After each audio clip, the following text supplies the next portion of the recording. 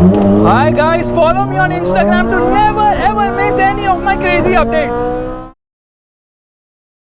Alright, we are all set to go, which means getting into sport mode, getting into dynamic mode right away, and obviously we have to turn off traction control. Traction control has been turned off too. Left foot on the brake, right foot on the accelerator, revving the motor, rev still 2,500 RPM, and off we go. And there is a lot of power which is all of a sudden pushed out by this motor. Very impressive. So this car is powered by a 3-liter V6 diesel engine, and actually only diesel engines are available on the XJ lineup in the Indian market. They had a 2-liter petrol as well, 4-cylinder, which I think they have discontinued of late, and this engine offers terrific performance. It produces a class-leading 301 horsepower and an equally impressive 689 Newton meters of torque that comes in at 1800 RPM. There's a minor lag lower down, but once you get through the lag, there's an instant push. It shoves you back and pulls very strongly. In fact, this motor likes to redline as well. It revs very cleanly, redlines at 4800 RPM in sport mode. Otherwise, in regular mode, it redlines at around 4500 RPM. Performance is extremely punchy, very impressive motor. It isn't the most refined in the segment. Yeah, you can hear the diesel clatter lower down, but once you get past the mid-range, it is quite sporty, and actually it's a very fun motor. Yes, I absolutely adore the way this motor pulls. The kind of kick in the pants feel is just putting a big smile on your face, because all of a sudden it's going to push you back when the turbo spools up at around 1800 to 2000 RPM, and then it just goes. In fact, power delivery is so spiky that when you are driving it in the city, you have to be careful. Otherwise, you're just going to go from one signal to another in no time at all. That's the level of punch and performance on offer. Hugely impressive engine, absolutely sensational performance from this diesel Jag, or rather this big Jag. This car is massive. It weighs 1860 kgs, which is among the lightest in the segment. It is not using the carbon core structure which the BMW 7 Series uses, but this car uses all aluminum architecture, and Jaguar has used state-of-the-art riveting technology. It uses rivets. It is not welded together, and that's why it just feels phenomenal. I mean, structural rigidity is amazing on this vehicle, and the pull from this motor is hugely impressive too. And you might wonder that being a heavy car, or rather having an extremely long wheelbase, of course it's going to be a handful around the corners, but guess what, it is not. Jaguar has done an absolutely sensational job in terms of the handling of this vehicle. It does handle quite well, and dare I say it is the best handling car in the segment, because the steering is extremely communicative, and this car is a whole lot of fun. Great engine, great dynamics, and a lot of grip on offer as well. The rear tires are bigger than the front ones, because this car is obviously rear wheel drive, and overall performance is sensational. So with the facelift which came in 2016, they ditched the hydraulic steering for an electric steering, and this electric steering actually behaves like a hydraulic steering. It is that impressive. It is not the lightest at lower speeds, but weighs up brilliantly, offers great feedback, and there's good level of feel around the corners as well. Yes, there is body roll expectedly because of the long and massive length of this car and the weight too, but it really does well around the corners. It simply doesn't feel its weight. That's how impressive it is. This car also gets adaptive dynamics, which monitors the suspension, or actually the car, 500 times a second, and alters the dampers to give a splendid ride quality. But the ride quality is not splendid, because you can feel the firmness in this vehicle. Yes, the suspension is on the stiffer side, and obviously being an air suspension, you can feel the floatiness at speed. It's nowhere in the league of the Mercedes S-Class, but then overall ride comfort is great. It's just the big fat bumps, which really affect the vehicle. Otherwise, for the most part of it, it's a compliant suspension and feels comfortable as well. This vehicle is extremely stable at high speeds, very, very composed, and right now you can see if I am in a lane, it is able to read the lane. It's showing that marking right there as well. So just in case I go through a lane, it will actually tell me by vibrating the steering, or even pulling the vehicle back into the lane. That is how this LK system works. LK stands for Lane Keep Assist. So sometimes it's able to read it, sometimes it's not able to read it. It all depends on how good the lane markings are, but when it reads it, it is actually able to steer on its own. Look, it is going to automatically steer and put you back in the lane. That's how smart this system is. Again, see, it is going to read and it's going to put me back into the lane. Yeah, there it did it. So that's extremely smart. After some time it will say to put your hand on the steering wheel, otherwise LKA will get discontinued. Just that is just for safety, so that people just don't leave it all the time and be like, okay, we're going to rely completely on the steering system to automatically maneuver. That's not the smartest thing to do. This 8-speed gearbox is a ZS sourced unit. It's a torque converter, offers slick shifts. It's smooth, but it's not the fastest with downshifts. Now if you want to get a fast downshift, get into sport mode, yes, it becomes urgent, but the smoothness goes for a toss when you get into S mode.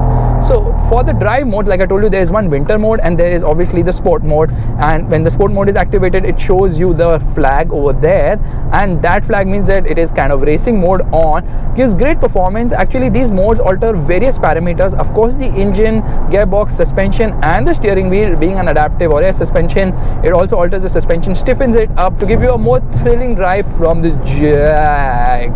And I absolutely appreciate how Jaguar has managed to differentiate its offering from the Germans, because this car feels more emotive. It might not have the most space or the comfort in the segment, but in terms of driving feel, I'm telling you, trust me, this is the best in the segment.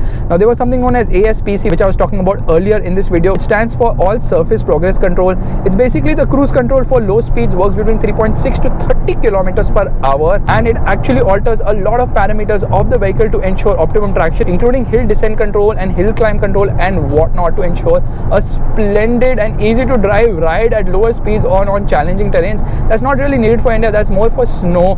And every time I get into the throttle, it gives me a downshift quickly. I can obviously manually take control of things using the steering mounted paddles, and when I do that, guess what, it's not going to upshift unless and until I decide to do so. Obviously it will downshift, but it will not upshift. It will hold on to a gear as long as I want, which gives me complete manual control of things. Although this is something which many people are giving right now in their vehicles, to give 100% manual control of things when you hit the paddles, or even put it into Tiptronic sport mode or manual mode function on the gear lever. The brakes on this vehicle offer great stopping power, very sure-footed stopping, great confidence on the brakes, and there's so much feedback as well. So again, that's very splendid. And look, right now it's not going to upshift because I have already touched the paddles, so it's going to hold on to a gear unless and until I decide to upshift, and that is how it's done. Supremely cool, supremely awesome, and much appreciated. And off we are. It goes from 0 to 100 kilometers per hour in an impressive 6.2 seconds. The top speed is 250 kilometers per hour, which again is extremely impressive, and this car absolutely flies. For a limousine, this is so sensational. Love the performance on offer on this vehicle. Now this monocoque chassis, like I told you, is all aluminium, state-of-the-art manufacturing as well, with riveting technology, and gives it great hold around the corners as well. This being a rear-wheel drive vehicle, it doesn't have any signs of oversteer, because obviously you cannot turn off traction control completely, and it intervenes as well. Steering is supremely awesome, it's great. And let me tell you a story. Okay, every vlog has to have a story, I don't know why. 6 years back, when Jaguar invited me to Spain to drive the F-Type, I was chauffeur driven in Spain in this very car, the XJ, the pre-facelift model. And my goodness, since that day I just wanted to keep driving it all day, sit in the back seat in the comfort. But obviously, being an S-Class lover, let me tell you that this is not in the league of the S-Class as far as fit finish levels go, as far as overall comfort goes, and luxury as well, and neither ride quality too. But this is the best car in the segment as far as driving feel goes, and it feels so special. The two variants on offer, there's the 3-liter Portfolio, which is priced at 1.33 crores, and there is this, the XJ50, which celebrates 50 years of the XJ, which is priced at 1.35 crores, around 2 lakh rupee premium for this limited edition model. And honestly, if I had to buy one, I would definitely opt for this over its German drivers if I want to drive, because this is a car which can give you some amount of rear seat comfort as well, but mostly this is a car if you like driving. It feels really very special. It makes a statement every time you go anywhere, because this Jag looks so freaking striking in spite of being the oldest car in the segment.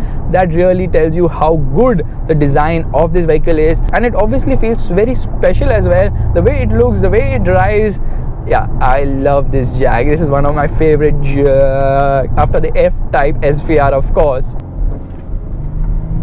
I can feel the rear wheels are pushing this vehicle forward. I'll tell you how impressive this car is. It is so impressive that I should not even compare it with the Mercedes S-Class in terms of handling. Rather, I should compare it with the Porsche Panamera. That's how good it is. Jaguar has done a fab job. How can the steering offer such great feel? I just cannot understand on a limousine that weighs so much and is so long. that is something Jaguar really needs an applause for. I am hugely impressed by Jaguar's XJ, and I can only wonder what the next generation XJ will be, because it is due very, very soon. The facelift of this car came in 2016. The car was actually launched in 2009. It is near the end of its life cycle, and the next car to get an update is definitely going to be the XJ in Jaguar's portfolio, unless and until they start making another crossover, because they have been so focused around making crossovers from the F-Pace, I-Pace, E-Pace, and I don't know which Pace is going to be next. So Neha, did you like this car? Yeah, that's nice. How nice is it? Very nice. You have to look here once. Turn on your face. I know, because you can play that. I can put the doll vertically also. Whatever. Show. Look here.